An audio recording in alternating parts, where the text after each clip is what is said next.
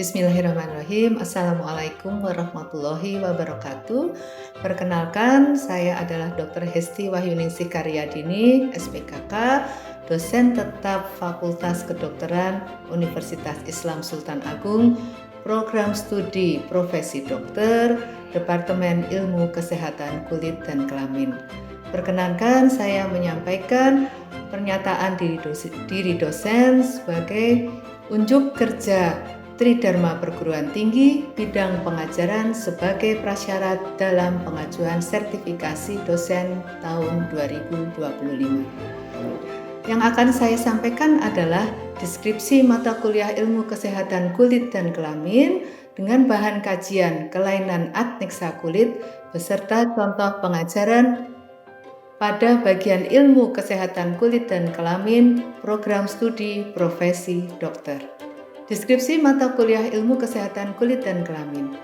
Tujuan dari mata kuliah Ilmu Kesehatan Kulit dan Kelamin program studi profesi dokter adalah mahasiswa kepanitiaraan klinik mampu menerapkan keterampilan anamnesis, pemeriksaan fisik, usulan atau interpretasi pemeriksaan penunjang, penegakan diagnosis, manajemen baik farmakoterapi dan non-farmakoterapi, menentukan prognosis, melakukan komunikasi dan edukasi di bawah supervisi dosen pembimbing klinik agar mahasiswa dapat mencapai kompetensi sesuai dengan standar kompetensi dokter Indonesia.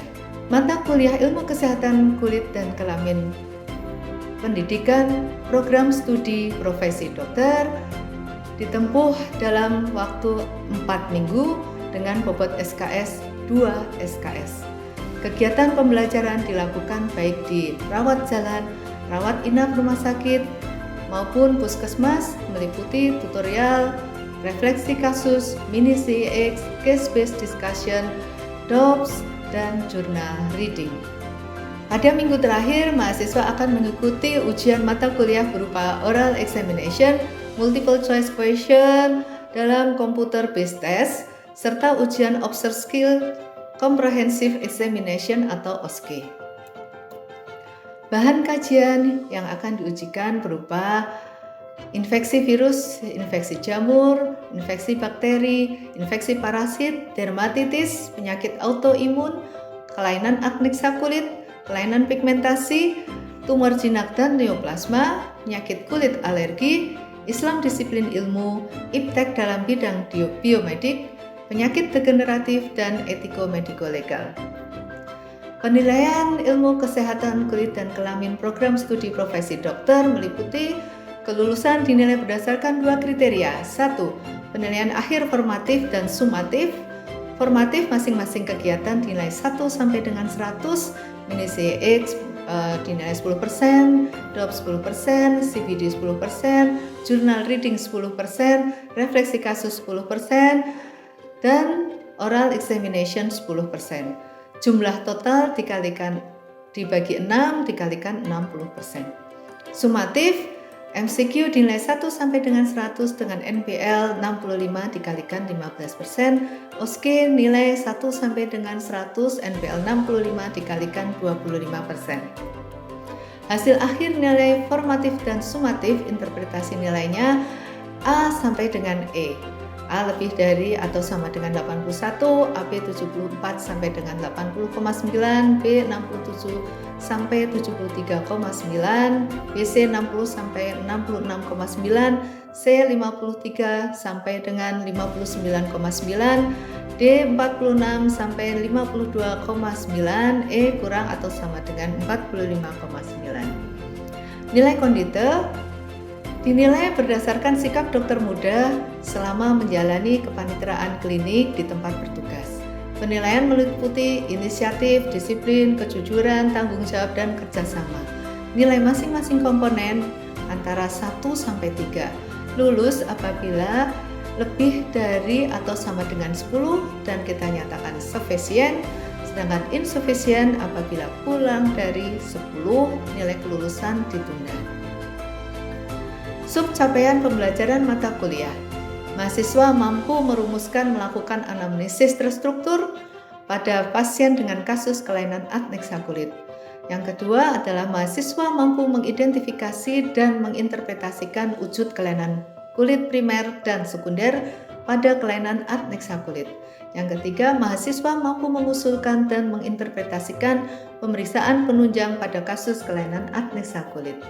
Yang keempat, mahasiswa mampu merumuskan diagnosis utama, diagnosis banding berbasis data. Kelima, mahasiswa mampu merancang tata laksana dan rujukan sesuai diagnosis. Yang keenam, mahasiswa mampu mengedukasi pasien. Yang ketujuh, mahasiswa mampu menganalisis dan menyusun critical appraisal pada artikel jurnal pada kasus kelainan adnexa kulit. Demikian pendahuluan dari mata kuliah ilmu kesehatan kulit dan kelamin, bahan kajian kelainan adnexa kulit. Berikut cuplikan video pengajaran ilmu kesehatan kulit dan kelamin, bahan kajian kelainan adnexa kulit pada saat saya melakukan pengajaran. Assalamualaikum warahmatullahi wabarakatuh. Baik, bismillahirrahmanirrahim. Selamat pagi. Kali ini kita akan mengingat kembali mengenai kelainan adnexa kulit. Ya. Sebelum memulai untuk penyakit-penyakit yang termasuk di dalam adnexa kulit, kita ingat kembali apa yang termasuk di dalam adnexa kulit. Silakan, ya. Adnexa kulit terdiri dari beberapa macam, diantaranya ada kelenjar sebasea, ada kelenjar ekrim, kelenjar apoping, folikel rambut, dan juga yang terakhir ada kuku. Ya. Jadi adnexa kulit terdiri dari kuku, rambut, kelenjar sudorifera dan kelenjar sebasea. Ya. Sebelum melangkah lebih lanjut, apa sih yang sebetulnya bisa terjadi pada kelainan adnexa kulit? Ya. Contohnya ini, kita lihat pada satu kasus yang pernah datang di poliklinik. Jadi, seorang perempuan berusia 18 tahun datang ke dokter dengan keluhan jerawat yang muncul, hilang, timbul kurang lebih selama 3 bulan. Sudah berobat menggunakan skincare yang dibeli secara online, tetapi belum membaik, malah menimbulkan bekas jerawat berupa kopeng-kopeng, sehingga membuat penderita tidak percaya diri. Tidak bisa tidur, memikirkan kelainan kulit di wajahnya, sehingga membuat wajahnya yang semakin buruk, membuat dia tidak percaya diri. Nah, kelainan ini adalah acne vulgaris. Nah, mungkin kalian sehari-hari pernah menjumpai apa yang disebut dengan acne vulgaris, gitu ya. Oke, kita buka dulu dengan mengingat kelainan adnexa kulit. Adnexa kulit adalah kuku, rambut, kelenjar sudorifera, dan kelenjar sebasea seperti yang sudah disampaikan oleh teman kalian. Nah, penyakit-penyakit kelenjar sebasea nanti yang akan saya sampaikan. Salah satunya adalah acne vulgaris. Ya. Kelainan kelenjar sebasea sebetulnya banyak. Bisa tumor jinak, neoplasma, kemudian kelainan-kelainan yang termasuk di dalam inflamasi. Yang inflamasi yang paling sering kita jumpai adalah acne vulgaris. Jadi nanti akan saya sampaikan mengenai acne vulgaris yang merupakan salah satu penyakit yang harus kalian kuasai sesuai dengan standar kompetensi dokter Indonesia. Ya, kita ingat dulu lagi di mana sih letak dari kelenjar sebasea. Kelenjar sebasea adalah kelenjar yang terdapat pada folikel rambut. Ini adalah kelenjar sebasea, ini rambutnya, dan ini adalah folikel rambutnya. Kelenjar sebasea ini akan mengeluarkan bahan produksinya melalui folikel sebasea yang akan menuju ke permukaan kulit. Ya. Nah, di mana letak dari kelenjar sebasea di lapisan kulit? Maka terdapat pada lapisan dermis. Ya. Ingat kembali bahwa lapisan kulit terdiri dari epidermis, dermis, dan hipodermis. Ya. Ya. Fungsi dari kelenjar sebasea. Kelenjar sebasea merupakan suatu kelenjar yang secara umum mempunyai fungsi membentuk membran lipid pada permukaan kulit, ya, membran lipid. Nah, produksi dari kelenjar sebasea adalah sebum yang terdiri dari asam lemak bebas, kemudian lemak, matriks metaloprotein, dan substansi antimikroba. Sehingga selain berfungsi sebagai membran lipid di permukaan kulit yang menjadi moisturizer atau menjaga permukaan kulit, maka kelenjar sebasea yang produksi sebumnya juga berfungsi untuk melindungi kulit dari pengaruh buruk eksternal. Juga tentunya sebagai moisturizer atau menjaga kelembaban kulit, yang juga berfungsi mencegah kekeringan kulit. Ya, kemudian bagaimana kelenjar sebasea berperan pada terjadinya acne vulgaris? Nah, mulai dengan acne vulgaris, ya. Sebetulnya acne vulgaris itu kan bukan penyakit yang menyebabkan kematian, ya.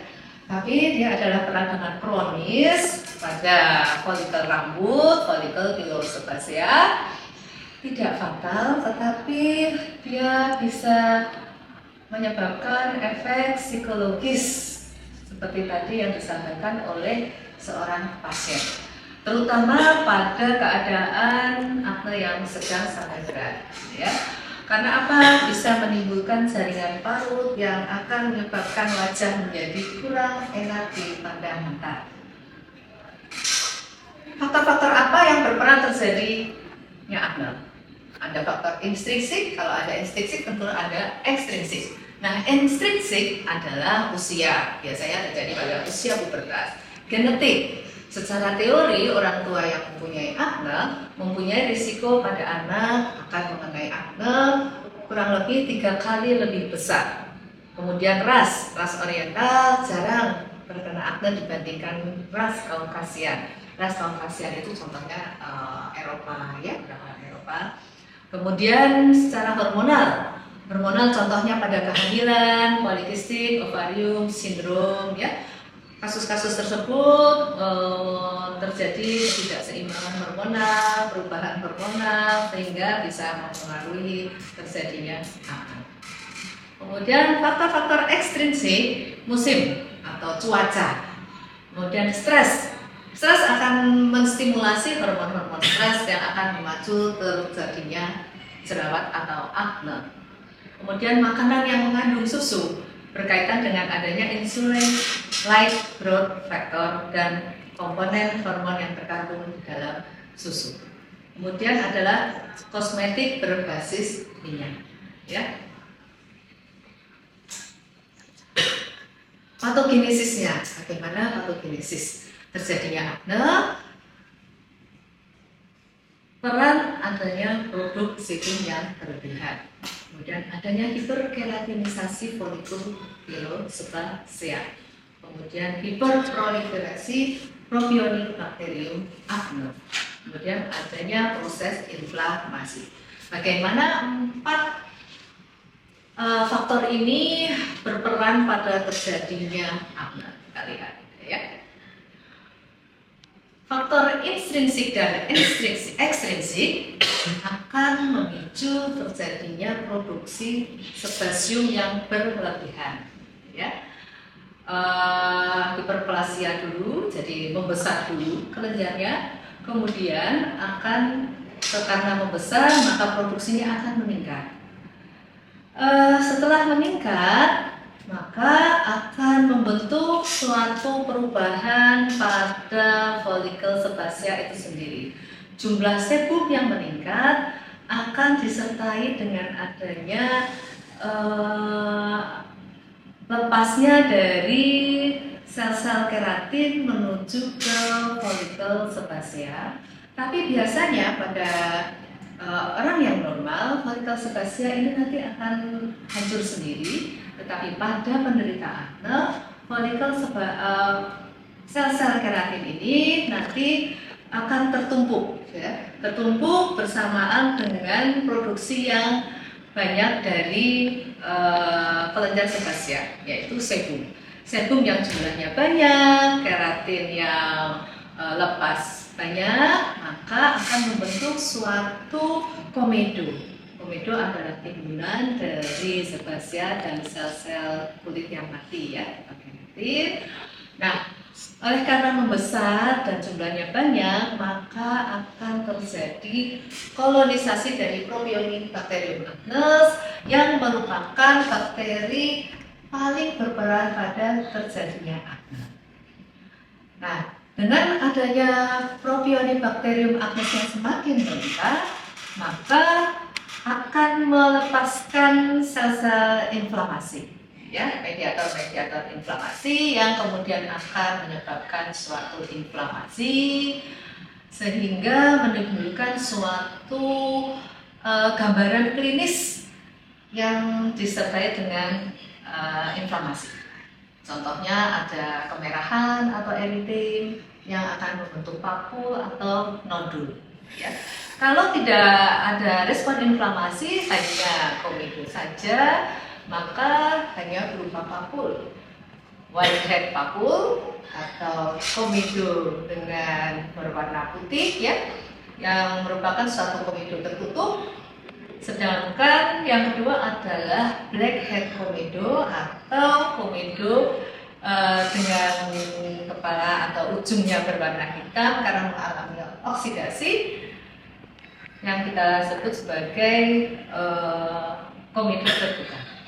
Predileksi yang paling sering adalah area-area yang banyak mengandung kelenjar sebasea, wajah, batang tubuh, punggung atau dada, ya, bisa leher. Nah, jadi jangan bingung atau jangan heran kalau ada seorang pasien mengatakan jerawat di punggung saya atau di dada saya banyak, ya.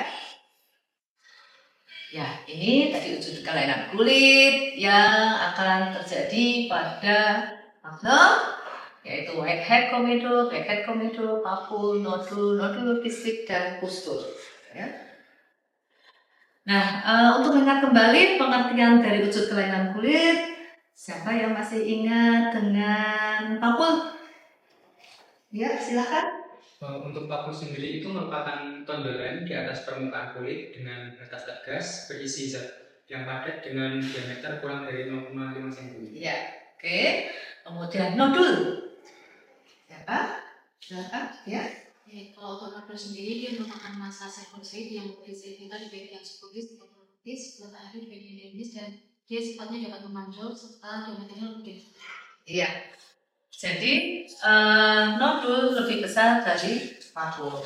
Nodul bisa di subkutis ataupun pada superficial, ya.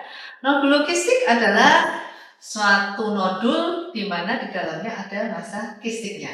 Ini banyak terjadi pada akne yang berat, ya. Kemudian pustul adalah vesikel yang mengandung pus. Oke.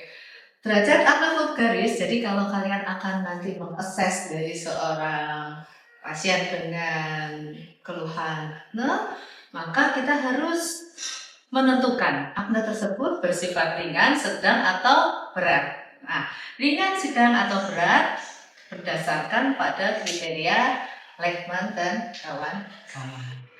Jadi kalau akne ringan hanya komedo kurang dari 20, ya tidak usah dilihat satu gitu ya, tapi dilihat itu sambil menghitung di dalam hati.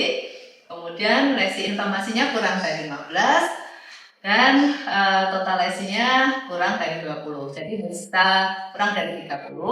Misal komedo dan lesi inflamasi ada bersamaan, maka kurang lebih sekitar kurang dari 30 masih kita sebut akne ringan. Sedangkan akne sedang dengan komedo 20 sampai 100, lesi inflamasinya 15 sampai 50, total lesinya 30 sampai 125. Akne berat bisa lebih dari 5 atau komedo lebih dari 100 atau lesi inflamasinya lebih dari 50. Total lesinya lebih dari 125. Ya, ini contoh dari whitehead komedo. Kita lihat ini putih-putih ya dan tertutup. Sedangkan ini adalah blackhead komedo. Kalian di sini ada bercak-bercak hitam di arah folikel rambut. Kemudian ada nodul, kemudian ada papul yang kecil-kecil, ya. Kemudian ini blackhead komedo, ini juga blackhead komedo sama, tapi ini bersamaan dengan papul, nodul dan pustul. Ini pustul, nodul, ya. Selanjutnya adalah ya, ini nodul logistik, ya. Jadi ada nodul, tetapi di dalamnya adalah nasa kistik. Ini adalah contoh akne di dada, kemudian di bawahnya adalah akne yang di punggung. Ya, diagnosis banding tentunya pada saat menentukan diagnosis kadang-kadang kita bingung ini akne atau bukan, ya. Karena ada beberapa penyakit yang hampir menyerupai sehingga kadang-kadang kita salah melakukan diagnosisnya. Yang paling sering atau paling mirip adalah rosacea, ya. Rosacea di sini ada gambaran eritem, kemudian ada kadang disertai dengan pustul, papul, atau yang untuk mudahnya perbedaan antara rosacea dengan akne adalah pada telangiektasis, ya. Jadi pada rosacea itu banyak mengandung telangiektasis, yaitu peredaran pembuluh darah kecil, ya, kecil-kecil sehingga memberikan gambaran yang eritem. Kemudian dermatitis perioral, yaitu dermatitis yang ada di sekitar mulut. Biasanya ada vesikel yang multiple. Nah, ini kadang juga bisa membingungkan ini akne atau dermatitis perioral. Bagaimana cara menyingkirkan diagnosis bandingnya sehingga sampai kepada diagnosis akne vulgaris? Tentunya harus melakukan anamnesis pemeriksaan fisik. Disinilah letak dari pendidikan di profesi dokter, ya. Di program studi profesi dokter ini sangat penting. Jadi merangkum dari anamnesis dan pemeriksaan fisik sehingga mendapatkan suatu diagnosis. Anamnesis seperti di bagian lain menggunakan fundamental 4 dan secret 7, ya. Secret 7-nya merupakan suatu penjabaran dari riwayat penyakit sekarang. Kemudian pemeriksaan fisik dengan menggunakan alat-alat, jangan lupa kalau di bagian kulit selalu menggunakan APD berupa sarung tangan, kemudian alat-alat untuk melihat atau inspeksi menggunakan loop, center atau magnifying. Nah, ini perbedaannya yang kalian bisa tandai sehingga bisa membentuk suatu diagnosis akne, ya. Ini jadi ada whitehead, blackhead. Nah, dua penyakit ini tidak ada komedo. Jadi kalau ada komedo, tentunya itu adalah suatu akne, ya. Kemudian kalau ada telangiektasis, kita harus curiga itu adalah rosacea.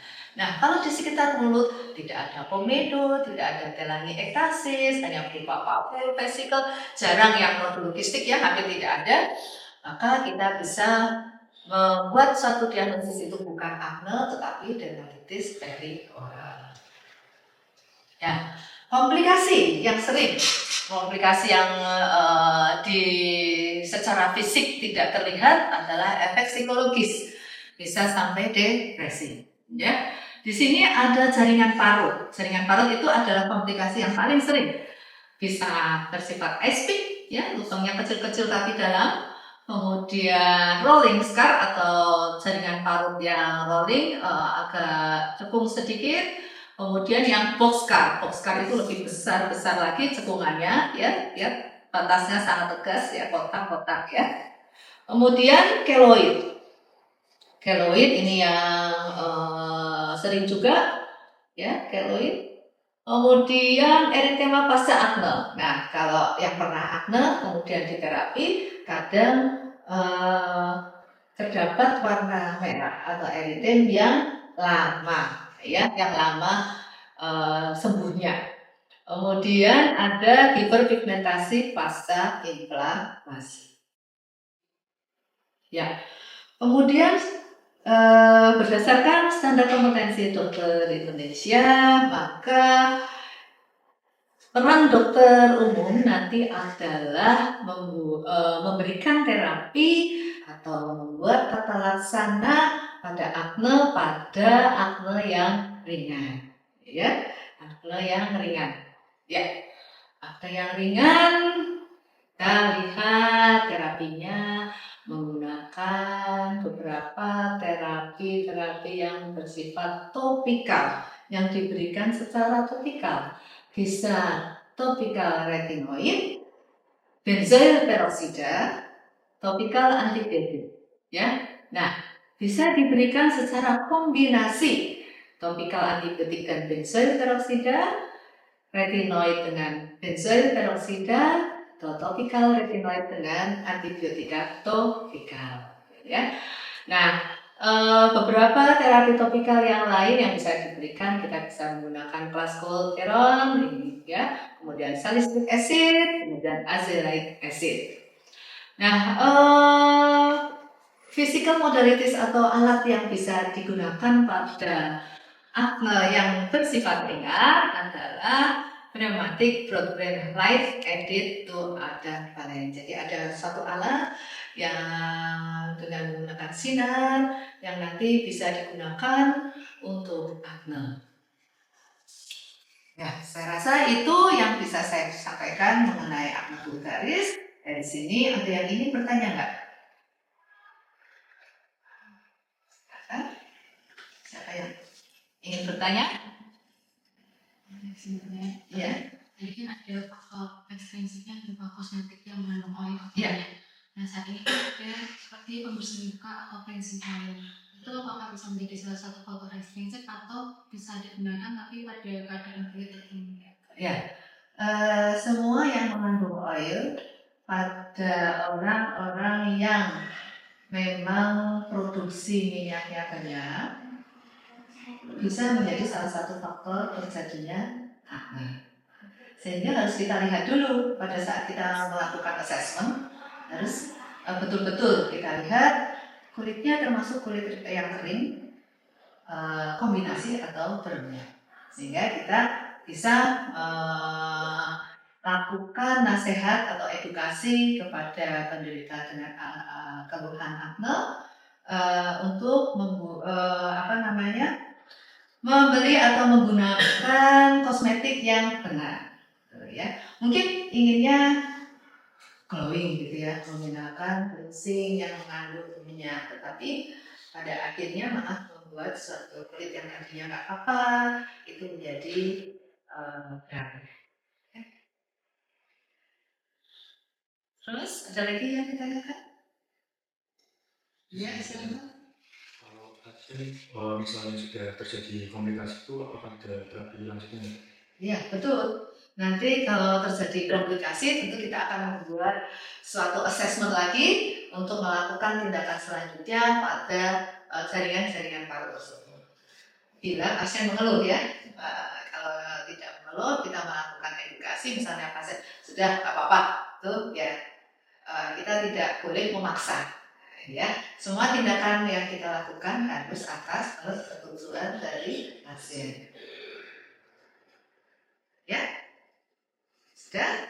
Saya rasa cukup ya untuk kuliah pagi ini.